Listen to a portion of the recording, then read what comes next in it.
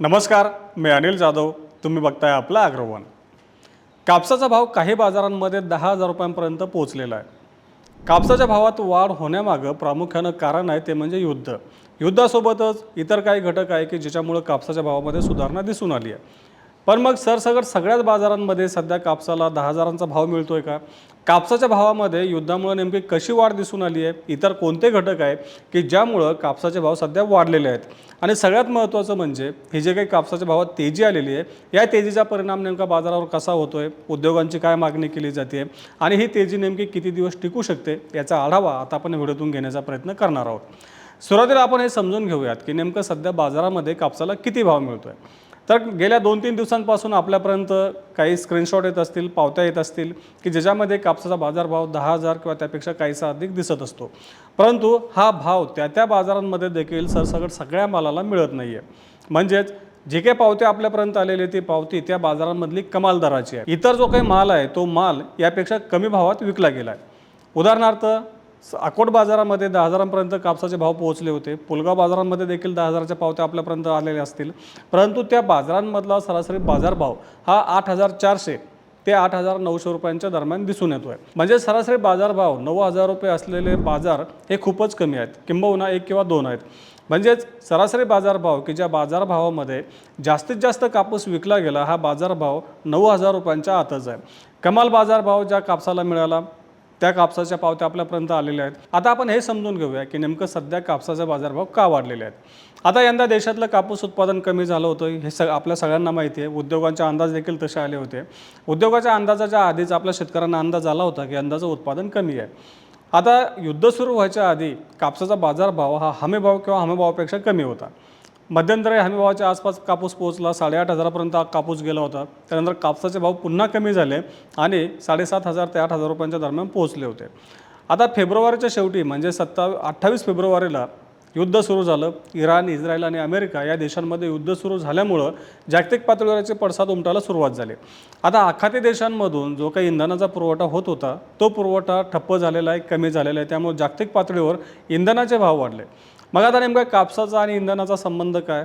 तर आपण मागच्या व्हिडिओमध्ये देखील याची चर्चा केली होती की आपल्या कापसाला म्हणजे आपल्या कापसापासून तयार होणाऱ्या कापडाला एक पर्याय असतो, तो म्हणजे पॉलिस्टर किंवा रेयॉनचं जे काही कापड असतं त्याचं. म्हणजे थोडक्यात काय, मानवनिर्मित कापड हे कापड प्रामुख्यानं कच्च्या तेलापासून तयार होतं.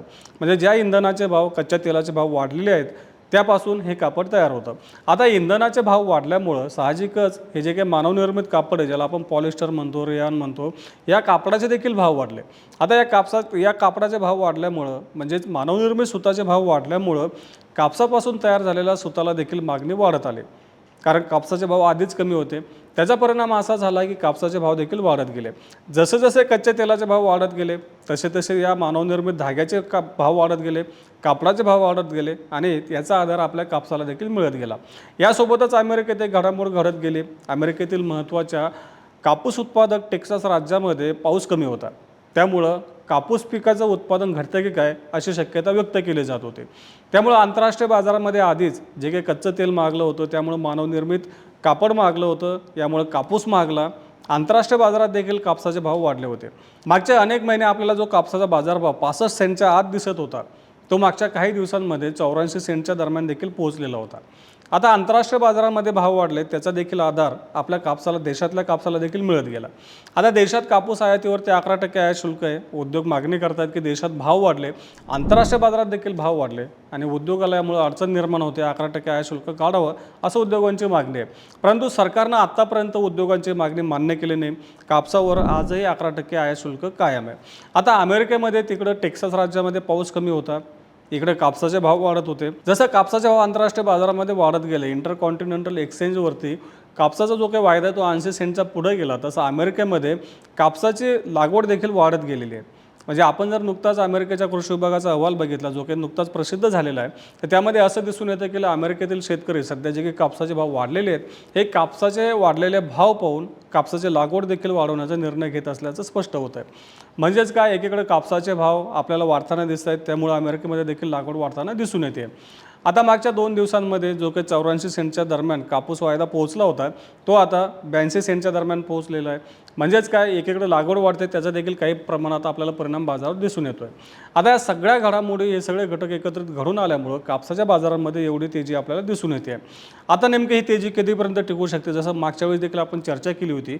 जर युद्धामुळे तेलाचे भाव वाढलेले असतील, त्यामुळे जर पॉलिस्टर आणि कापसाचे भाव वाढलेले असतील, जर युद्ध संपलं किंवा दोन्ही देशांमध्ये काही समझोता झाला, तर समझोत्यावर सगळ्यांचं एकमत झालं आणि ही परिस्थिती पुन्हा पूर्वपदावर आली, तर कापसाच्या भावामधली जी काही तेजी आहे ती कमी व्हायला मदत होईल, असं देखील अभ्यासकांचं म्हणणं आहे. म्हणजे युद्धामुळं जी काही परिस्थिती निर्माण झाली, त्याचा सगळ्यात मोठा वाटा सध्याच्या तेजीमध्ये असल्याचं अभ्यासकांचं म्हणणं आहे. एकीकडे आंतरराष्ट्रीय बाजारामध्ये या सगळ्या घडामोडींमुळे केवळ कच्च्या तेलाचेच नाही, तर खाद्यतेलाचे देखील भाव वाढले, पेंटचे देखील भाव वाढले. भारतातून शेजारच्या देशांमध्ये कापसाची म्हणजे सुताची चांगली निर्यात देखील होती आहे.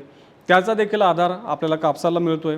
या सगळ्या घडामोडींचा सध्या एकंदरीत परिणाम तेजीमध्ये आपल्याला दिसून येतोय. आता या पुढच्या कालावधीमध्ये नेमका आंतरराष्ट्रीय बाजारातली परिस्थिती किती दिवस राहते, म्हणजे आंतरराष्ट्रीय बाजारामध्ये जी काही कापूस दरात सुधारणा दिसून आली आहे, जे काही एक टंचाईची परिस्थिती निर्माण झालेली आहे, ही नेमकी किती दिवस राहते हे देखील पाहावं लागेल आणि त्यानुसार देशातल्या तेजीवर देखील त्याचा परिणाम दिसून येईल, असं देखील अभ्यासकांचं म्हणणं आहे. त्याचं महत्त्वाचं कारण म्हणजे मागच्या 2-3 दिवसांमध्ये किंवा मागच्या आठवडाभरामध्ये जसं कापसाचे वायदे हे 80 सेंटच्या पुढे आंतरराष्ट्रीय बाजारात पोहोचले होते, त्यानंतर अमेरिका, ब्राझील, इतर कापूस उत्पादक देशांमधल्या कापसाची मागणी कमी झाली होती, त्यांची निर्यात कमी झाल्याचे अहवाल पुढे आलेले आहेत. याचा देखील परिणाम आपल्याला आंतरराष्ट्रीय बाजारावरती दिसून आलेला आहे. देशात देखील कापसाचा बाजारभाव आपल्याला काही बाजारांमध्ये 10,000 रुपयांच्या दरम्यान जरी दिसत असला, तरी जे काही सरासरी बाजारभाव आहे, म्हणजे ज्या भावामध्ये जास्तीत जास्त कापूस विकला जातोय, तो बाजारभाव आपल्याला 9,000 रुपयांच्या आतच दिसून येतोय. CCI सरासरी 61 ते 62,000 रुपये प्रति खंडीच्या दरम्यान आपल्याकडच्या कापसाची विक्री करते. CCIनं आतापर्यंत जवळपास 9 ते 10,000 रुपयांना खंडीमागं कापूस भावामध्ये वाढ केलेली आहे. आता या पुढच्या टप्प्यामध्ये नेमका आंतरराष्ट्रीय बाजारात काय घडामोडी घडतात, युद्धाच्या पातळीवर नवीन काही अपडेट पुढे येत आहेत का, आणि त्याचा बाजारावरती काय परिणाम होईल, याचा आढावा आपण त्यावेळी घेतच राहू. परंतु सध्या तरी जी तेजी आलेली आहे, त्या तेजीच्या कारणांचे नेमका आपण इथं आढावा घेतलेला आहे. या व्यतिरिक्त कापूस बाजाराविषयी आपल्याला काही माहिती हवी असल्यास कमेंट बॉक्समध्ये नक्की कळवा. तसं रोज सायंकाळी 8 वाजता मार्केट इंटेलिजन्स या सेगमेंटमधून आपण शेतीमालाचा बाजारभाव, सरकारचे धोरणं यांचा आढावा घेत असतो. त्यासाठी आपल्या ॲग्रोनच्या चॅनलला नक्की सबस्क्राईब करा आणि हा व्हिडिओ जास्तीत जास्त शेतकऱ्यांपर्यंत पोहोचवण्यासाठी लाईक आणि शेअर करायला विसरू नका.